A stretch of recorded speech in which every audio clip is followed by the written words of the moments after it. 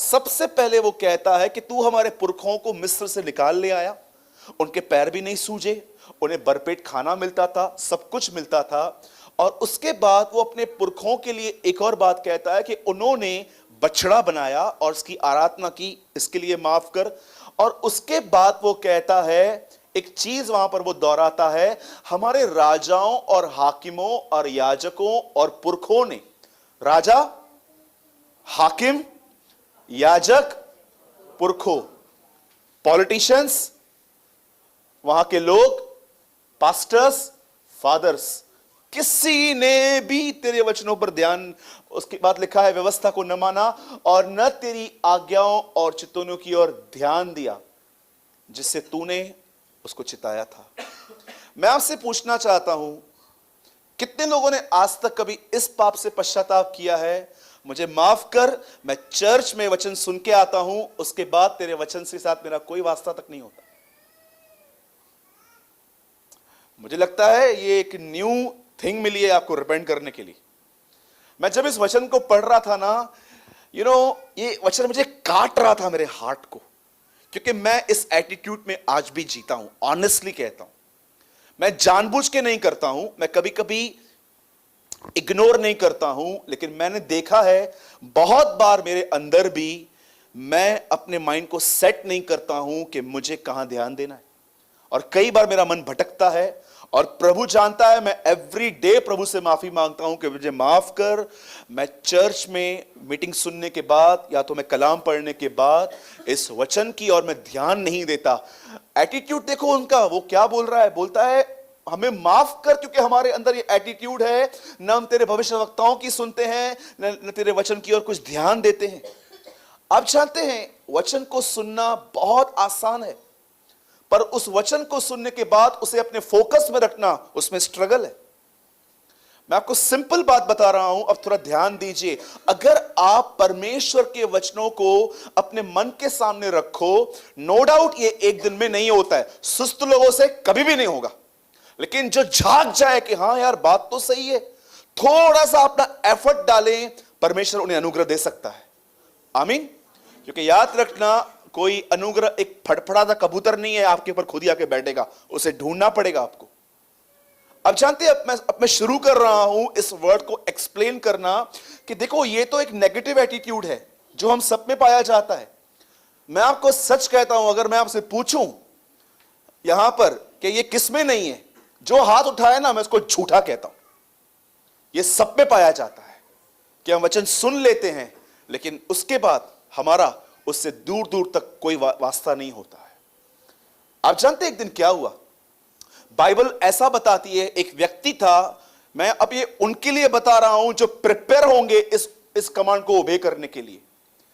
Now listen very carefully, ठीक है, बोलो यीशु मसीह की। लिसन, बाइबल बताती है एक व्यक्ति था, उसका नाम था कॉर्नेलियस। वो दान देता था, दुआएं करता था, और लिखा है अपने पूरे घराने समेत प्रभु से डरता था। एक गॉड फियरिंग फैमिली थी। और याद रखिए, ये जो आदमी था, ये जो था, ये यहूदी नहीं था, एक अन्य जाति का आदमी था। कभी उसने यीशु मसीह के नाम से प्रार्थना नहीं की थी परमेश्वर से। वो जानता था एक परमेश्वर है, वो उसके सामने जिंदगी जी रहा था। और एक दिन जानते हैं क्या हुआ, ये आदमी सोया हुआ था। मैंने 3 बातें उसकी आपको बताई। फर्स्ट, वो दान करता था। दूसरा, कंटिन्यू प्रे करता था। तीसरी चीज, वो पूरे घराने के समेत प्रभु से डरता था। डरने का मतलब ये नहीं है कि उससे पाप हो जाए तो वो सोचता था अभी प्रभु मारेगा, पर वो सच में प्रभु का ऑनर करता था। अब एक दिन क्या हुआ, बाइबल बताती है कि परमेश्वर ने स्वर्ग से इसको देखा, और परमेश्वर को उसका एटीट्यूड बहुत पसंद आया। और परमेश्वर एक स्वर्गदूत को कहता है, एक काम करना, इस आदमी के पास जा, इस आदमी को एक गिफ्ट देनी है। जानते, परमेश्वर कहता है इस आदमी को एक गिफ्ट देनी है। जानते वो गिफ्ट क्या था? साइट किया, इस आदमी के पास तो गॉस्पल पहुंचना ही चाहिए। मेरे भाइयों और बहनों, किसी ने तुम्हें यीशु के लिए बताया था ना, जिसने तुम्हें गॉस्पल बताया था, आज रात को उनको मैसेज करके धन्यवाद देना कि परमेश्वर ने उनके थ्रू तुम्हें यीशु के लिए बताया। सोचो, उसके दान लिखा है प्रभु के सामने सिमरण हुए, उसकी प्रार्थनाएं सिमरण की, और परमेश्वर देख रहा था ये मेरे लिए इतना करता है, यार मुझे भी इसके लिए कुछ करना चाहिए। परमेश्वर एक स्वर्गदूत को बोलता है, जा इससे मुलाकात कर और जो जो मैं कहता हूं उसके पास जा और कह। एक स्वर्गदूत नीचे आता है, कुरनेलियुस से मिलता है और कहता है, सुन, तेरे दान, तेरी प्रार्थनाएं प्रभु के सामने याद आई हैं, सिमरण आई हैं। अब एक काम कर, मैं तुझे एक आदमी के लिए बताता हूं, उसको तू बुला और जो वो कहता है उस पर विश्वास करना। उस आदमी का नाम पतरस था। आपको पता है, जो भी लोग फेमस होना चाहते हैं, बड़े बनना चाहते हैं, जाने जाना चाहते हैं, मैं आपको सच कहता हूं, मत करो उसके ऊपर मेहनत। 1 मिनट लगता है नीचे आने में, 1 मिनट। पतरस को देखो, परमेश्वर उसका प्रचार कर रहा था। वचन संहिता में लिखा गया है, धर्मी का प्रचार स्वर्ग करता है। यू नो, प्रभु के साथ बने रहो, परमेश्वर लोगों को दर्शन देगा तुम्हें बुलाने के लिए। सच कहता हूं, मैंने देखा है परमेश्वर लोगों को नीचे लेके जाने की कोशिश करता है ताकि उठाए। वो प्रभु का हाथ हटा के खुद उठने की कोशिश करते हैं। मैंने अपनी आंखों से देखा है। वो गिफ्ट भी नहीं है उनके पास जिस गिफ्ट का वो उपयोग करते हैं, ह्यूमनली बात करते हैं। 5 मिनट लगते हैं मुझे डिसर्न करने में कि तुम जो बोल रहे हो वो पवित्र आत्मा से बोल रहे हो कि तुम अपने आप को बना बना के प्लान कर करके बोलते हो। सच कहता हूं, मैंने कई लोगों को देखा है। देखो, पतरस सिर्फ तैयार था और परमेश्वर किसी को दर्शन दे रहा है। याद रखना, आग की कोई एडवर्टाइज नहीं होती है। कभी आपने सुना है आग की एड? वो जहां लगती है खुद पता चल जाता है। मैं आपको कहना चाहता हूं, अपने आप को लिफ्ट मत करो, नीचे जाओ। जितना नीचे जाओगे ना, एक दिन खुदावन तुम्हें उठाएगा। क्योंकि बाइबल बताती है ये एक एटर्नल लॉ है, ये खुदा का एक नियम है। जो नीचे हैं वो ऊपर किए जाते हैं, और जो ऊपर हैं, कितने लोग को ऊपर जाना है? मुझे तो जाना है। कोई और है मेरे साथ? आइए, कितने लोग को ऊपर जाना है? मुझे तो जाना है। क्या बात है, 2-3? हाँ, अभी से बात उठा रहे हैं। ऊपर जाना है तो रास्ता क्या है? नीचे जाओ। जितना नीचे जाओगे, नीचे जाने का मतलब समझते हैं? आज से प्रेयर करो, प्रभु मुझे कोई इज्जत न दे। नन्ना माँ, ये प्रार्थना क्या? माँ ही नहीं इज्जत लाया। टेल मी, कोई है यहां पर? प्रभु आज 3-4 लोग मेरे को देख के भी प्रेज लॉर्ड न कहें। प्रभु आज पास्टर मेरे घर के पास में आए पर मेरे पास ना आए। देखो कितनी हालत खराब हो जाती है। सच कहता हूं,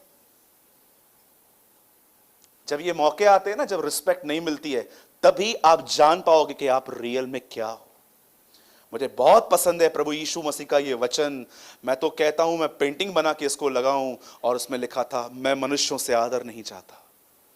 काश ये हमारी गवाही हो, सिर्फ शब्द ना हो पर एक गवाही हो हमारी। यार मैं भी यीशु की तरह कहता हूं, मुझे इंसान की ऑनर नहीं चाहिए।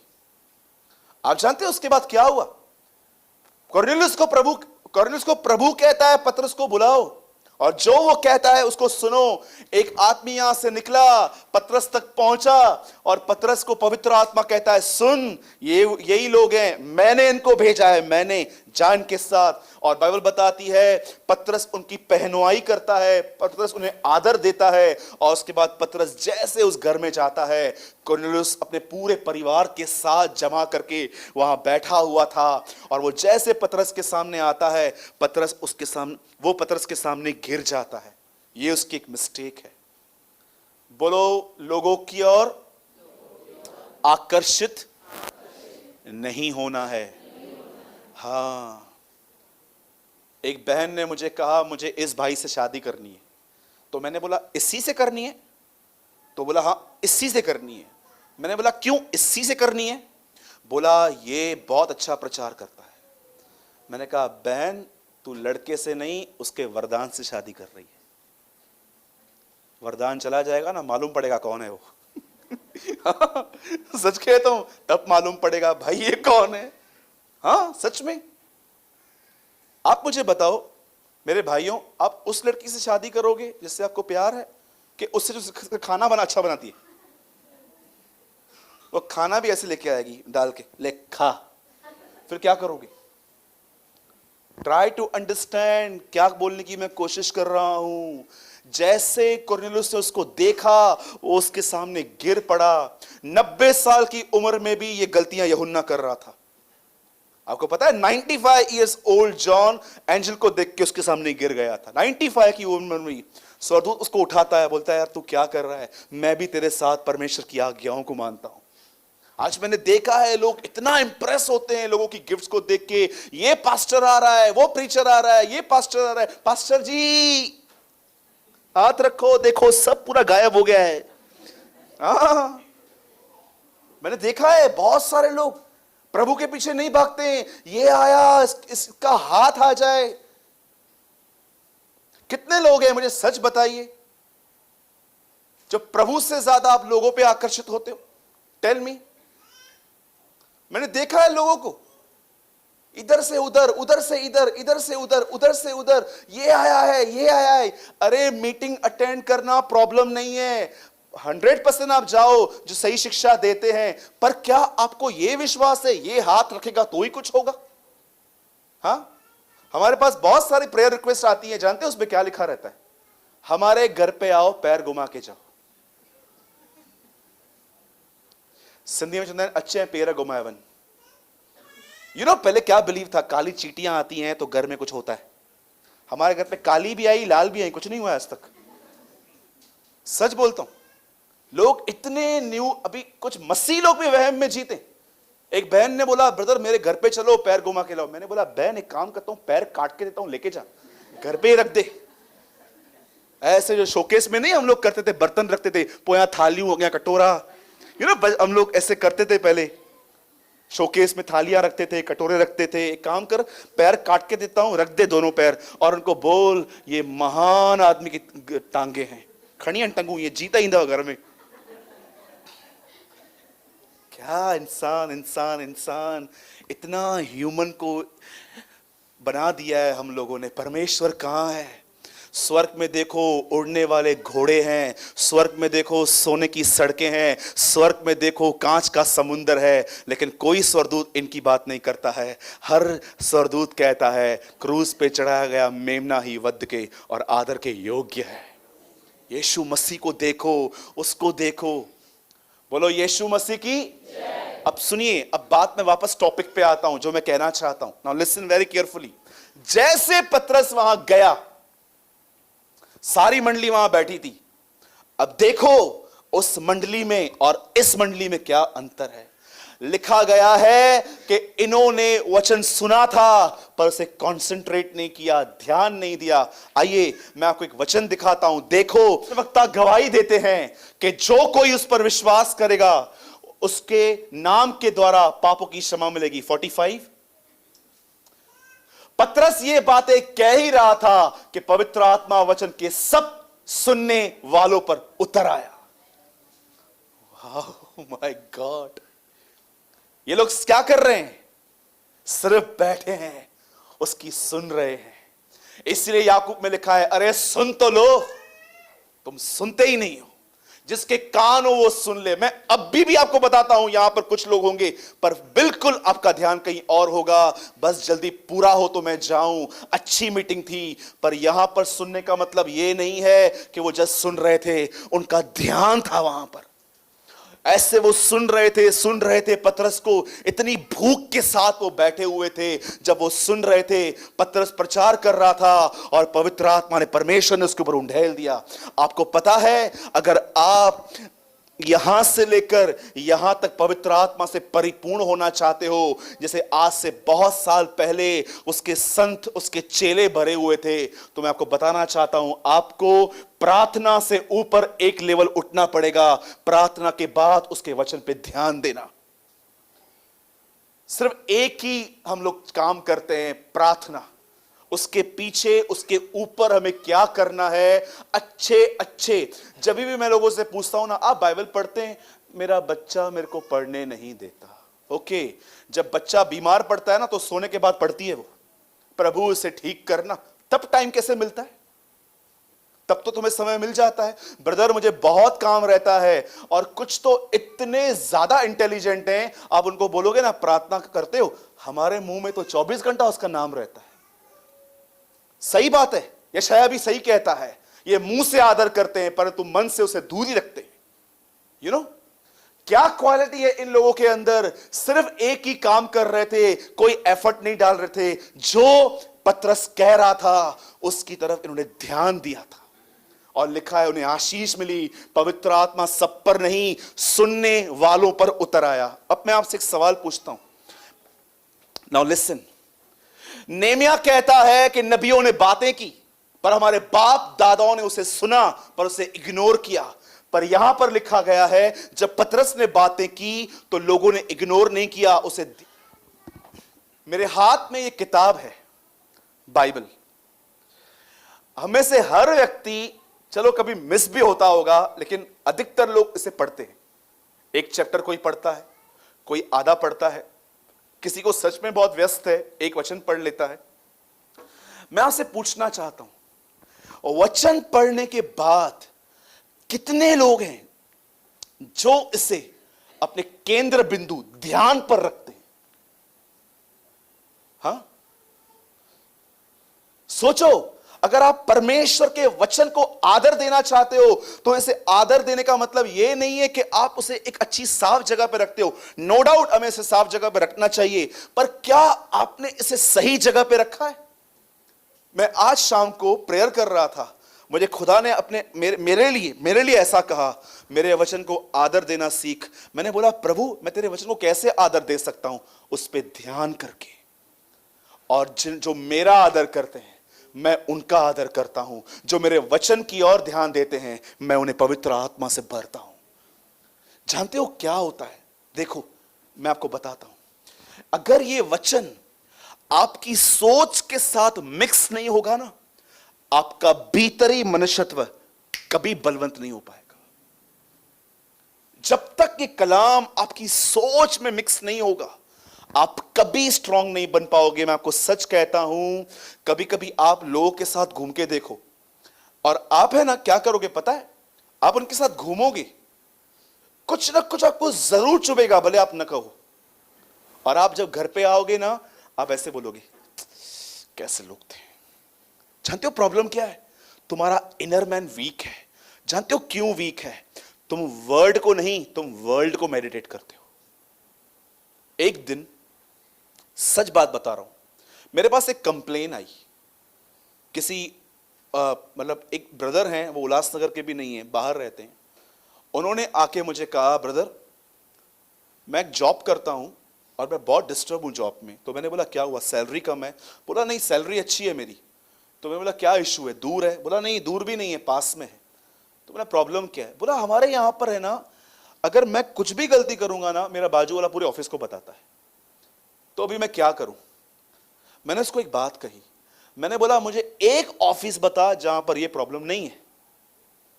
तो क्या हम जिंदगी भर नौकरियां ही बदलते रहेंगे? कितने लोग हैं यहां पर, आपको लोगों से बहुत प्रॉब्लम्स होते हैं, बहुत ज्यादा। हमेशा आप किसी का भी नाम लो ये ऐसा है, इसका नाम लो ये ऐसा है। कभी आपको अपनी कमजोरी नहीं दिख रही है कि क्यों आप इतने वीक हो? एक कहावत है, इंसान बहादुर इतना है कि खुदा से भी नहीं डरता और कमजोर इतना है कि लोगों से डर जाता है। कभी सुनी है आपने कहावत? कितने लोग हैं यहां पर ऐसे, अरे मैं इतना बहादुर हूं प्रभु से भी नहीं डरता हूं लेकिन इतना कमजोर हूं भाई से डर जाता हूं। मैं आपको बताना चाहता हूं, लिसन, सिर्फ इसको पढ़ने से कुछ नहीं होगा। आप गलत फहमी में हो। अगर आप सच में अपनी आत्मा में बलवंत बनना चाहते हो, पौलुस को देखो कहां कहां से गुजरा। ऐसे आयरन की तरह वो स्ट्रांग था। वो कहता है जो मुझे सामर्थ देता है मैं इसमें सब कुछ कर सकता हूं। मैं आपको सच कहता हूं, प्रैक्टिस करो इस वर्ड को अपने सामने रख के जीने की। एक दिन मेरी गाड़ी का किसी ने कवर फाड़ दिया। सच्ची बात बताता हूं, मैं नीचे उतरा, मैं जैसे गाड़ी चालू कर रहा था और मेरा ग्लास भी टूटा हुआ था। होता है, मैंने देखा है, कभी कभी करते हैं और मुझे ये भी पता है वो लोग क्यों करते हैं। I don't care. लेकिन मैं गाड़ी पे बैठा, थोड़ी चिढ़ लगी मुझे क्योंकि मेरा नया नया कवर था, वो फाड़ दिया बाजू से और कांच टेढ़ा पूरा टूटा हुआ पड़ा था, टेढ़ा और टूटा हुआ। तब मुझे प्रभु ने जानते हैं क्या कहा? पवित्र आत्मा ने बोला चल दुआ करते हैं उसके लिए, और पवित्र आत्मा ने मेरे अंदर से उसके लिए प्रेयर करना स्टार्ट किया। मैं आपको सच कहता हूं, मैंने महसूस किया मैं प्रेयर नहीं कर रहा हूं, मेरे अंदर पवित्र आत्मा उस आदमी के लिए प्रेयर कर रहा है। प्रभु मैं प्रार्थना करता हूं सूरज के अंदर से तेरे पुत्र यीशु मसीह के नाम से इसे और दे, जैसे इसका कांच तोड़ा, ये तोड़ा, वो तोड़ा, ये किया, वो किया। और जैसे प्रार्थना खत्म हुई मैंने आमीन कहा, और अंत में पवित्र आत्मा ने कहा तुझे पता है आज तूने एक आज्ञा का पालन किया। कौन सा? सताने वालों के लिए प्रार्थना करो। मुझे बताओ लाइफ में सताने वाला ही नहीं है तो प्रार्थना करोगे किसके लिए? जो भी लोग आपको सताते हैं ना, आज मोबाइल पे उनको मैसेज करो और उनको लिख जो न मता चाहूँ हमारे मातो सताई नु है, लेकिन आज उनके लिए प्रभु को धन्यवाद दो। जानते हो क्या? प्रभु मैं आपको धन्यवाद देता हूं, यह व्यक्ति एक वचन को मानने में मेरी मदद करता है। कितने लोग मेरी बात समझ रहे हैं? तुम्हें कोई श्राप देने वाला ही नहीं है, तुम आशीष दोगे किसे? जो तुम्हें श्राप देते हैं ना उनको आशीष दो और प्रभु को बोलो धन्यवाद, ये आदमी एक वचन का पालन करने में मेरी मदद करता है। परमेश्वर ने सारी सृष्टि आपके पीछे इसलिए लगा दी है ताकि आप उसकी आज्ञाओं पर चलना सीखो। हेलो, कितने लोग मेरी बात समझे? आज समझ में आया क्यों है लाइफ ऐसी? हाँ, जो दुख मुझे हुआ है वो इसीलिए हुआ है ताकि मैं तेरी आज्ञाओं पर मानना सीखूं।